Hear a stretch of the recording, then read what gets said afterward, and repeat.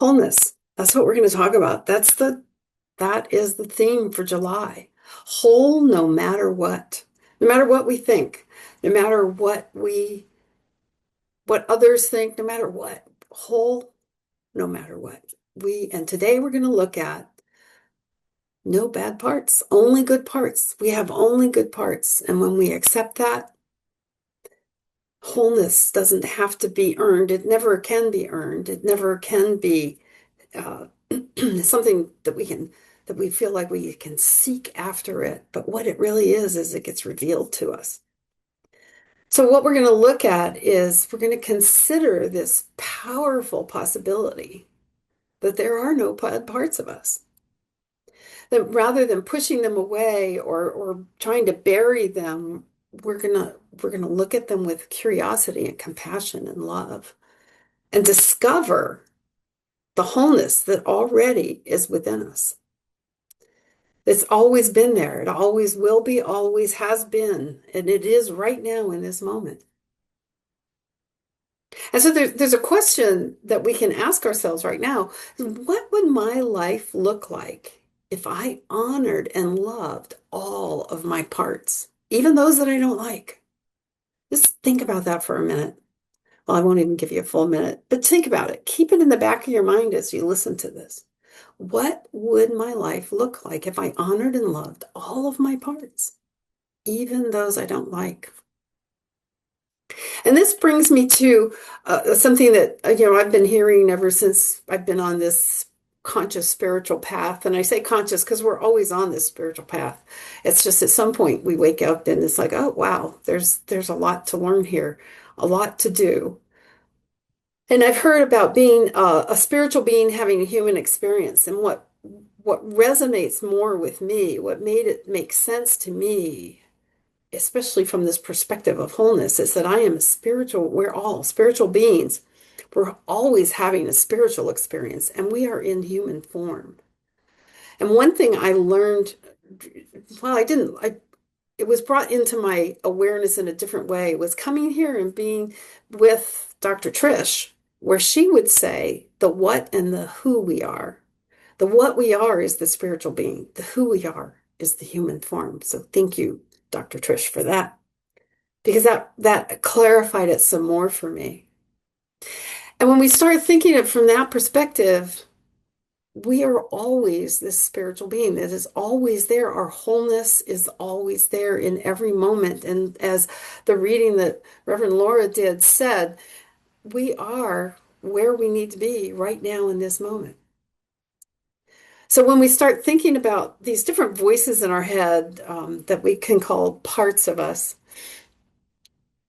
and some of them we have learned to label good or bad or uh, annoying or whatever the labels may be. The thing we need to remember is another spiritual principle is that energy is going to flow where we put our attention. So if we put our attention on bad parts of us by trying to ignore them or let them go, they're not going to go away. They're part of us. And it's so what we're going to talk about today is what do we do with that? Because we do not have to earn wholeness. We don't have to fix it. We don't have to actually even restore it. We already are whole. What it is to reveal more of that spiritual being that we are in this human form. In other words, we don't become whole by rejecting ourselves. We reveal wholeness that is already there within us as we come into that compassionate, loving curiosity of what are all these different parts trying to tell us. So here's another question that came up is if God is everything and all of us, every part of us, all of us, each and every one of us is sacred. And within me and within you, every part of me is sacred. We also, then why even change? Why even do this? Well, we have the teaching that has been shown over and over again to be true that we can change our lives by changing our thinking. And that principle is not bound by precedent. And so the way to allow more of this wholeness to express itself as us is to change the way we react, respond, interact with all the parts of us. In Ernest Holmes says, our word does not restore wholeness, it reveals it. And again, each person, each one of us, every person that we encounter is a unique expression of the divine. Now, I don't know how, if you've never had this experience, if you ever have the opportunity to, it would be great to do it, but to hold an infant from anywhere from the moment of birth into the first few months. And when you hold that child, and you open your mind up, you see the light that they are. And then what happens is they start to learn through the family systems that we believe that we're in, the education systems, the religious teachings that were brought up in the larger culture that we live in, and the local culture that tells us what's right and what's good and what's bad. Don Miguel Ruiz, in his book, The Four Agreements, calls this the process of domestication of humans. He says that children, and this is true, children believe what adults say, and that we begin to agree with that, and that we start to surrender to these beliefs in our agreements that we consciously or unconsciously make, especially as children, it's unconsciously. And Ernest Holmes talks about it too. The children are absorbed into the consciousness of those that are around them. So what we want to do is what's happened. Well, let me step back. In this domestication process, we learn behaviors that are rewarded and punished. And then we begin to hide those parts that cause us pain, that cause us to be punished either by ourselves or others. And that if our family or the environment we're around has any strife or chaos or trauma in it, we also learn ways of coping. And we have these coping mechanisms. We have these hidden parts that are often we're not conscious of that affects our lives. And all of us have these multiple parts, and they can cause us to stall. One piece of us can be saying yes, and the other one can be saying no. You got to slow down. Don't do this. Danger, danger. And so I'm gonna talk. I'm not gonna talk about what caused it or anything, but I found out just within the last 3 or 4 years that I have been working on an issue that I've had, and finally it came out that I believed I had a very deep-seated belief that I don't belong anywhere. So my eyes were looking at the world from that perspective. They were looking at the perspective of proving to me that I was right, that I don't belong anywhere. And try as I might to belong, and there again many instances of where I did belong and I felt perfectly comfortable and safe and everything, there would always be that filter of looking for that next shoe to drop to prove that I really didn't belong. I was whole in that moment. I was whole through all of that. But what's happened since I have come to an awareness with that, and I'm working on this more compassionate, curious relationship with love for that part of me that wants to say, I'm looking out for you. Because what I found is it doesn't have any malintent, like I want to isolate you. You belong in a cave somewhere up in the Himalayan mountains or something. What it does is it's protecting me. That's what I found, is that part of me is trying to protect me from when I did get hurt from belonging. And so it, without my conscious knowledge, was causing me to have this look on the world, this view of the world. And since I've been able to come and create an ally with that, I can look at the world in a much different way.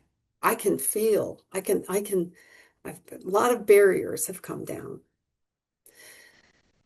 So let's take another look at this these parts that we have because we label them as good or bad, and that's a perception that we have, again, based on our family systems, the education that we've had, and just our life experiences. I want to tell you a little story about perception of good and bad.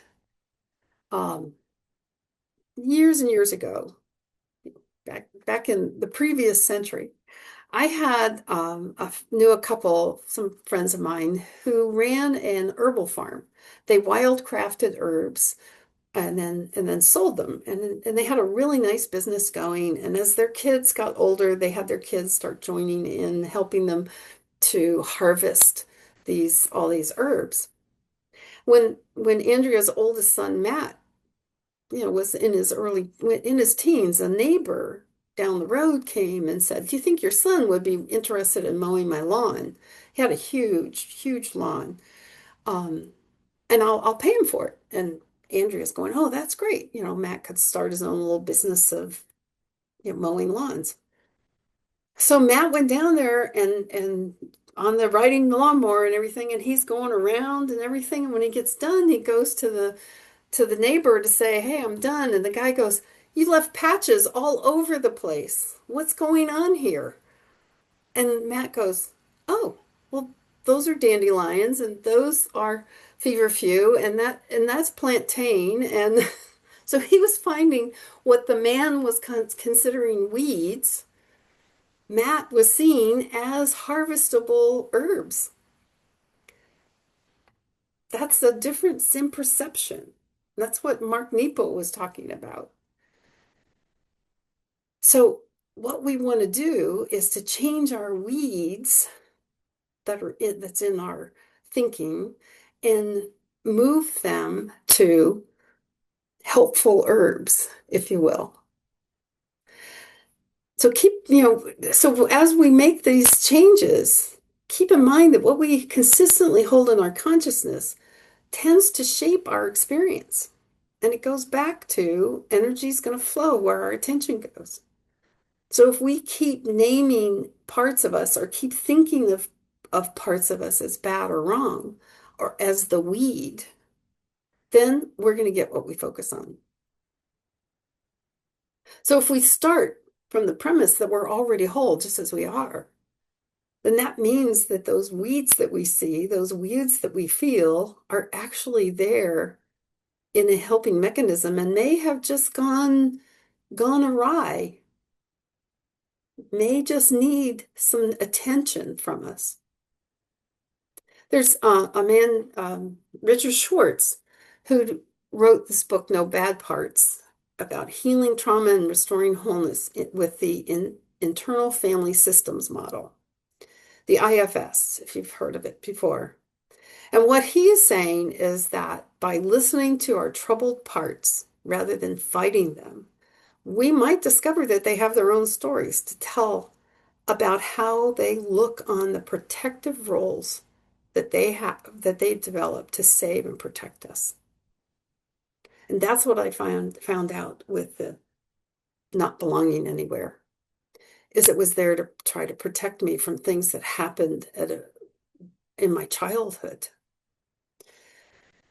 And so working with it, that's how the healing then becomes recognizing and listening and having this compassionate relationship with all of our parts. What happens is we take that time to ask those questions, they become allies. And we work, and then everything works in unison because we're honoring and listening to it, and then looking out for the highest good going forward. Because the other thing we know is that principle is not bound by precedent. Just because it happened before does not mean it has to happen again. And we can take those parts of us that are trying to protect us from that and work with them and let them be an ally that may warn us that something could be dangerous. But instead of being a hidden effect on how we respond to things, it becomes an ally. And maybe caution is what's needed in that moment. Maybe not. But all of the parts of us become helpers, helping us to survive.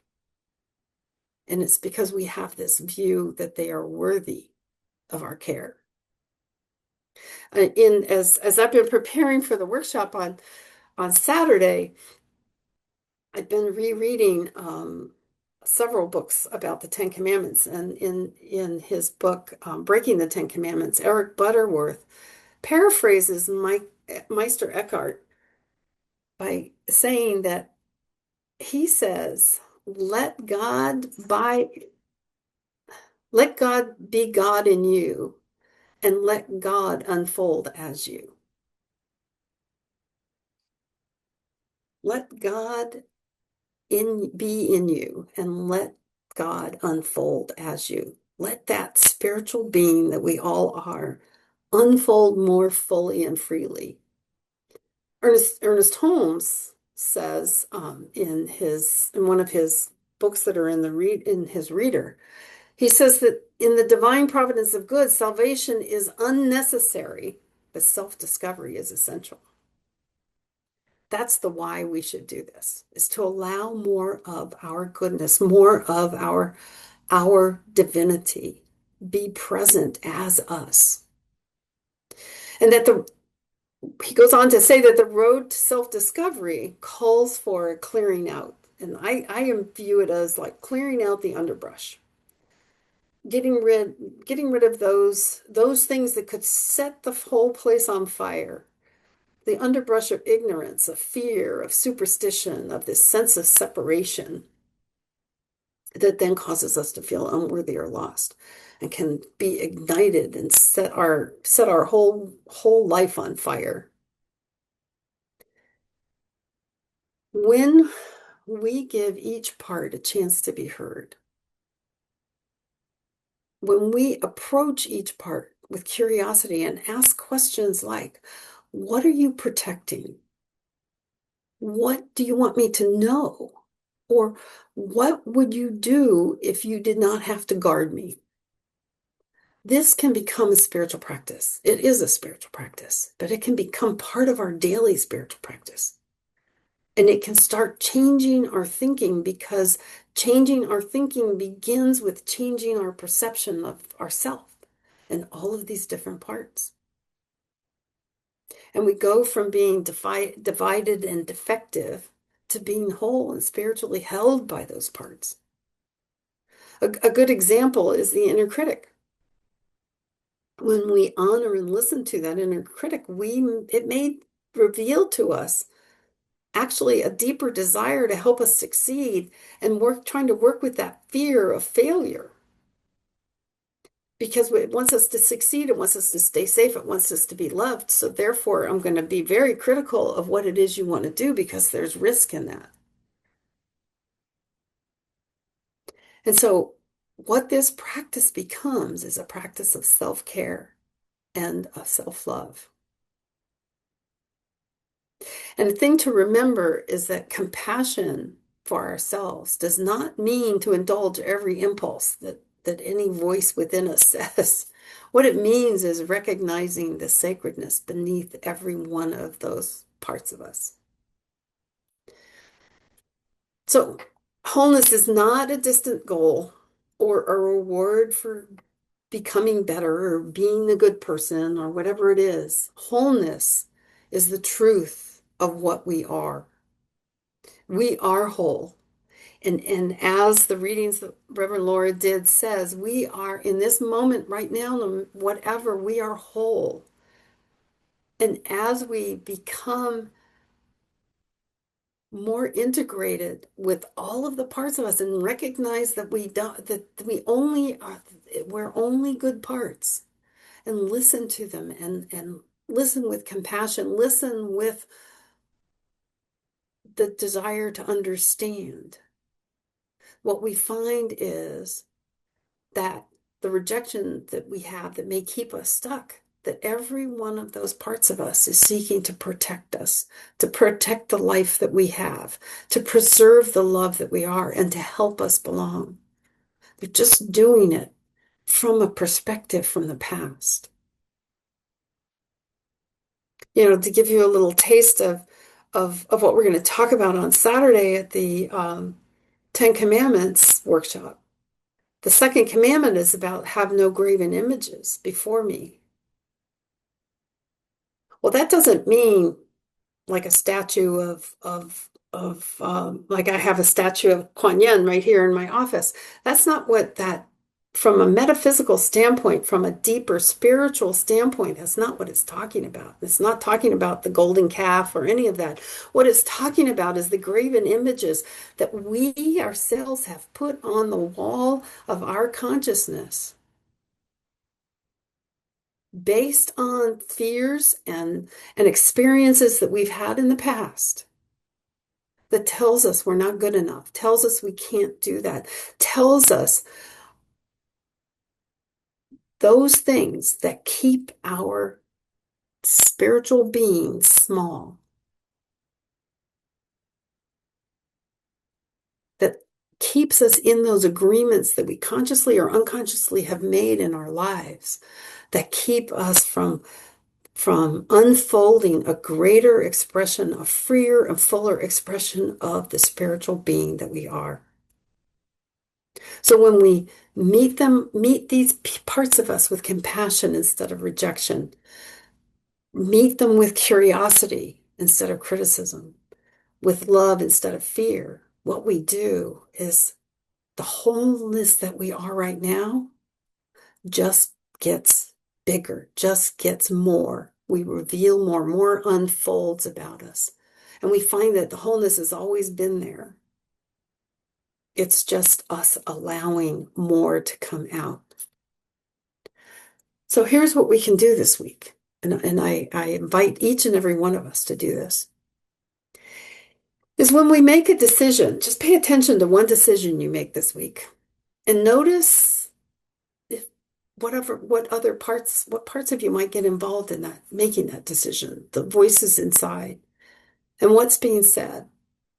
And how is your body reacting to it?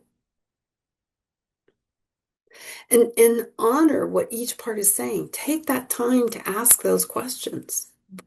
What do you want me to know? What are you protecting? What if you didn't have to guard me?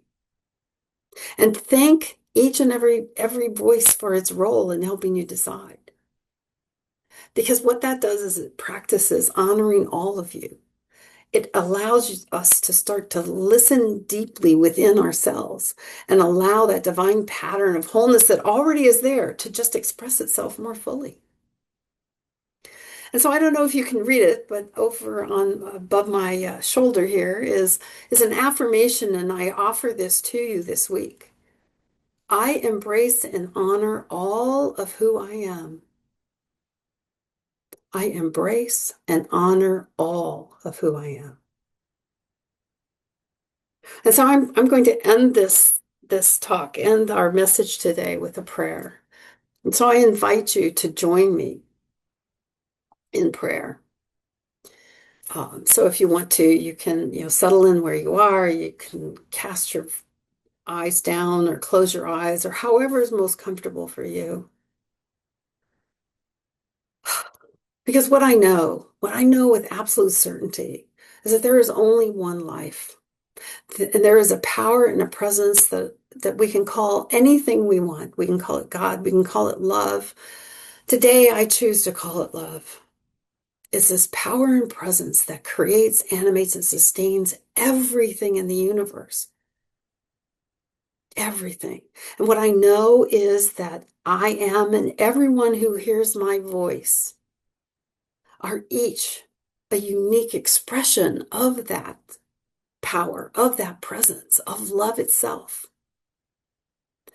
And so, what I claim for each of us this week is this greater expression of the love that we are, of the peace and the joy and the harmony that we are, as we explore those parts of us, the gallery of graven images that we have put on the walls in our consciousness, to find out what the message is that they have for each and for us, so that we can have that freer and fuller expression of the spiritual being that we are, of the wholeness that we already are. And that that in and of itself brings into our experience the life that we desire, whatever it may be. And so with joy and gratitude, deep gratitude, for the power of this word, I lovingly put this prayer into the loving hands of the law, the law that is driven by love, and I allow it to unfold in its perfection. And so it is. Thank you. Namaste.